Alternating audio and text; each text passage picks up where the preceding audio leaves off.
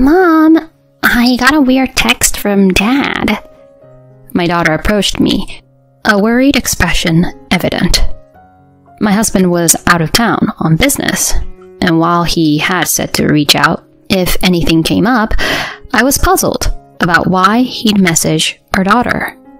Intrigued, I glanced at the text, and the accompanying photo left me stunned. Beneath the image was a remark from my husband, teasingly predicting my reaction. "It's a picture from yesterday, baby. I'll be at the hotel again today." In a fury, I left the house to meet someone. From that moment on, my husband was in for a tough time. I'm Sandra, and I'm 32 years old. I have a corporate job as an executive secretary, and I'm also a stay-at-home mom. My husband, Tony, also works in an office setting and is on the fast track because of his outstanding contributions. Our daughter, Stacy, is a first grader. She's a bit of a handful at times, but overall, she's turning out to be a sweet kid. Life seems pretty good with a steady job, a successful husband, and an adorable daughter. To outsiders, it might seem like I'm living the dream. But behind closed doors, we had a problem. Tony had this habit of making offhand remarks to both our daughter and me. What's more, he genuinely thought he was being helpful. Tony and I originally met in a college group. I first saw him as this good-looking guy who always looked put together. But then, I wasn't really into him. I just thought it was cool having a handsome guy in the group. At a group outing, I had a bit too much to drink and felt sick. Amid the party's chaos, I was hesitant to step away. That's when he gracefully escorted me outside. When I expressed my gratitude, he just smiled and said, "Don't worry about it." After that, I started seeing him in a different light. Eventually, I plucked up the courage to swap contact info, and he was on board. Things clicked. I shared how I felt, and we started going out. We stuck together even after college. We got married when I was 25. Life as a married couple was smooth, and many even said we seemed like the ideal pair. I felt on top of the world, but as time went on, I began to see things differently. He was no help around the house. We'd talked about splitting chores since we both had jobs, but he'd always come up with reasons, saying he forgot or was swamped at work. "Tony, why are the dishes and laundry still here? You said you'd handle them the other day when work got busy. And I even swapped tasks with you." No matter how much I called him out, it didn't seem to matter. His apologies always seemed insincere. "I honestly forgot. I'm beat today, so can you take care of the chores? I swear I'll remember next time." But he never followed through. Even worse, he'd ask for personal favors while deep into his games on his smartphone, casually saying things like, "Make me some coffee," or "Get my clothes ready." Once after I'd made pork chops, he said, "Actually, I was in the mood for steak. I'll pass on the pork chops. Whip up something different?"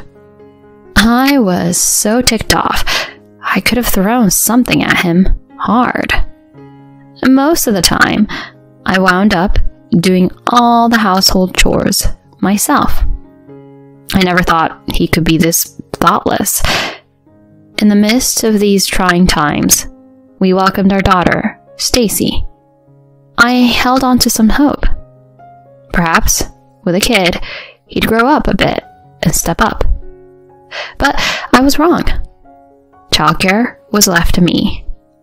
Sure, if I asked for help, he'd do it, but he clearly wasn't thrilled.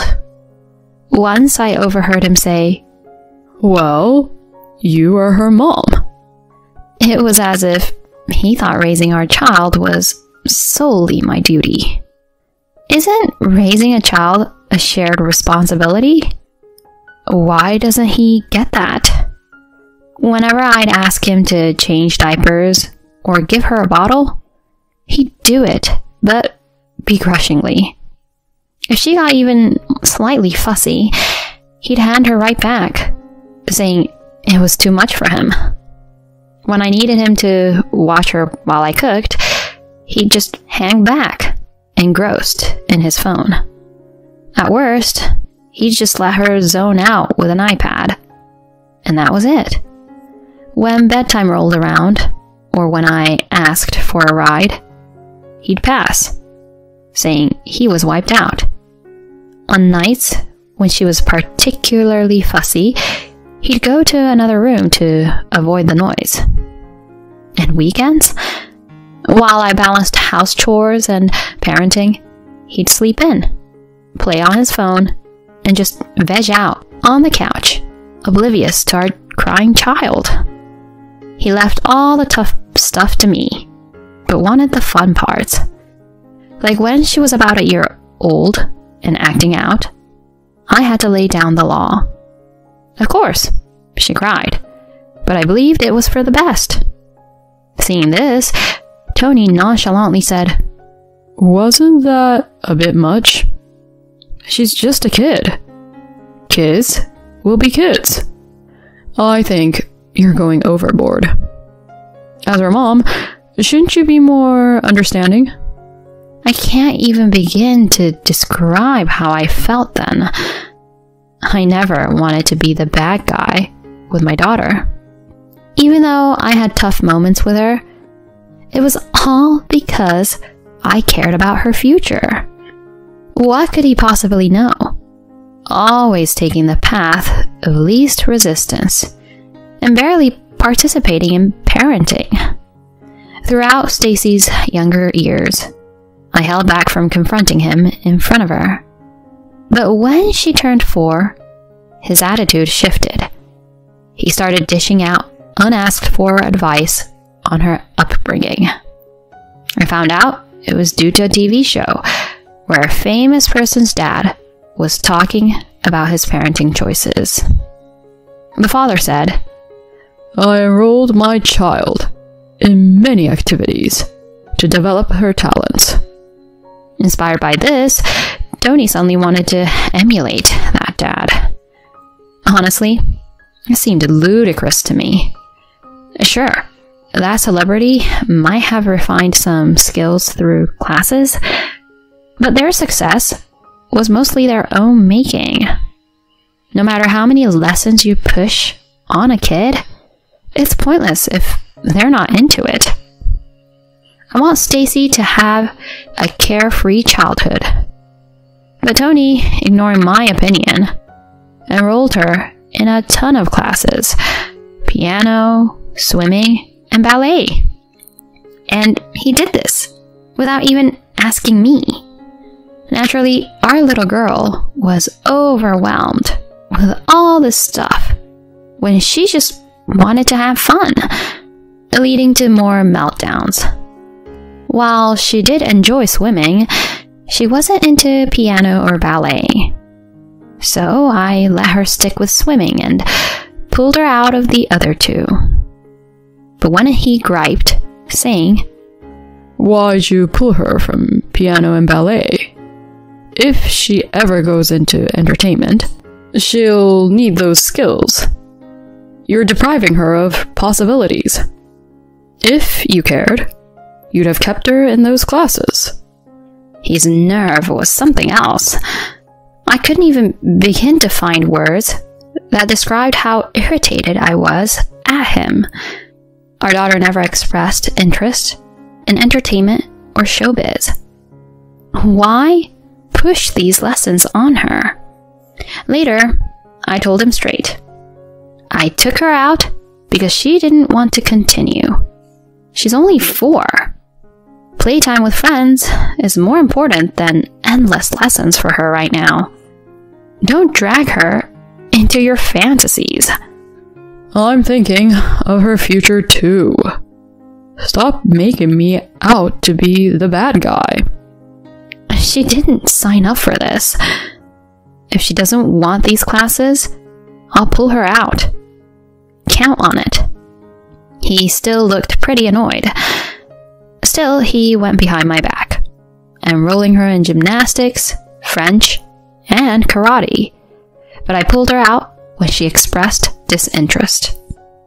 I wished he'd stop the cycle, but he kept it up. Then, when she turned 6, he wanted her in a computer class, a half-hour drive away. By this point, I was working and couldn't manage the pickups and drop-offs. Despite me telling him this, Tony still signed her up.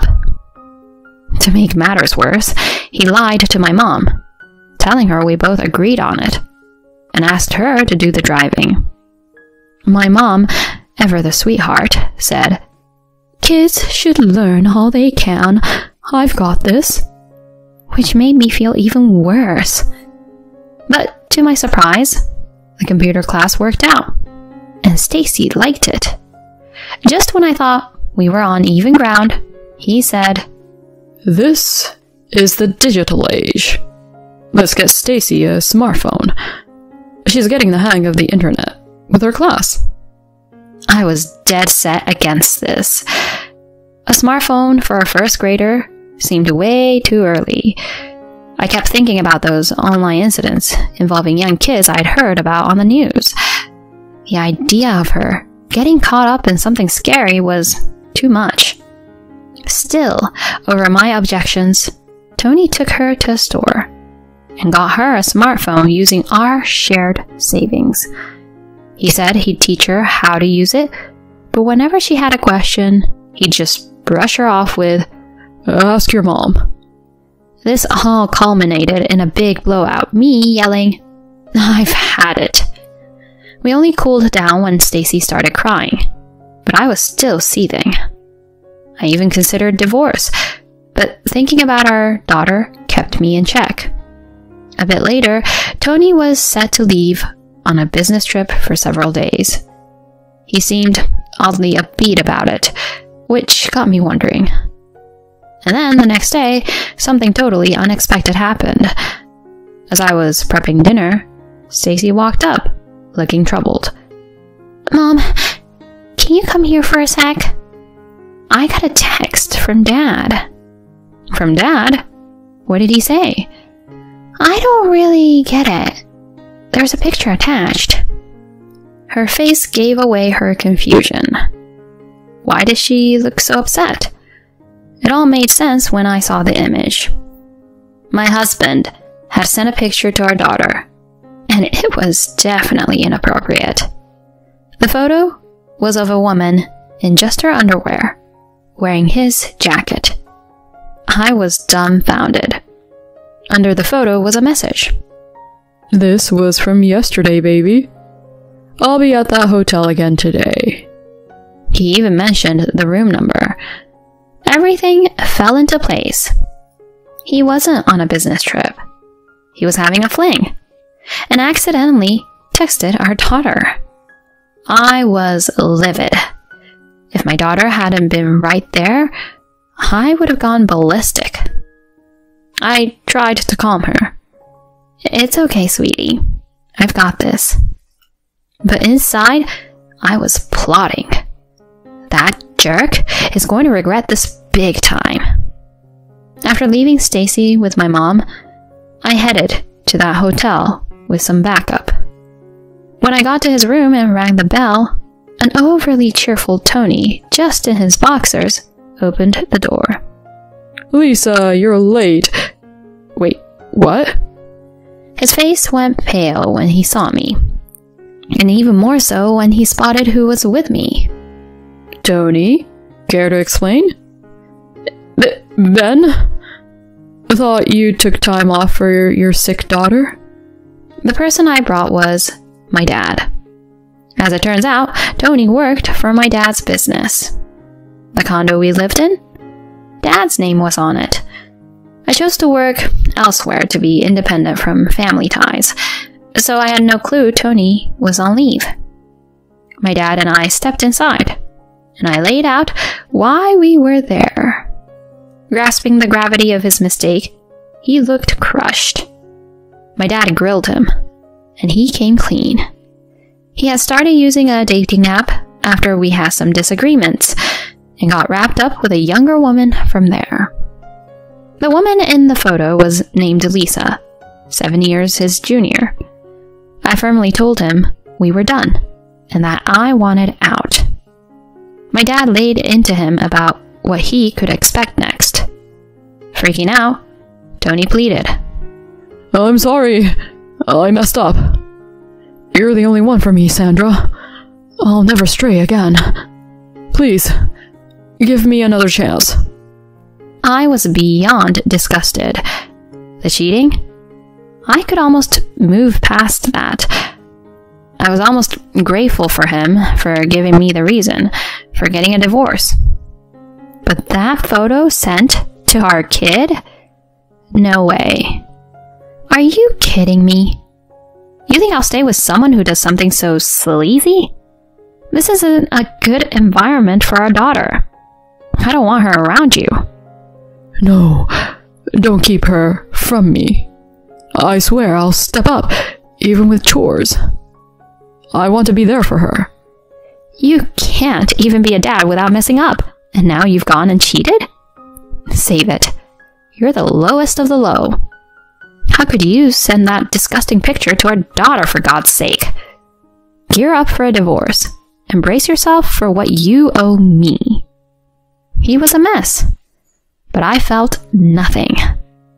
Later on, I divorced Tony, got a fair deal, and naturally got custody. We struck a deal. No child support in exchange for him staying away from Stacy. She was actually relieved, tired of his constant badgering about after-school activities.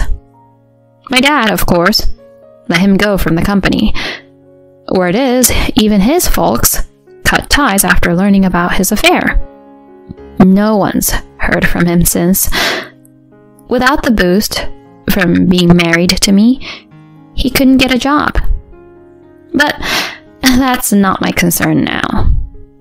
My daughter Stacy is living her best life, free from being overloaded with classes. I'm not certain what she aspires to be, but whatever she chooses, I'll have her back.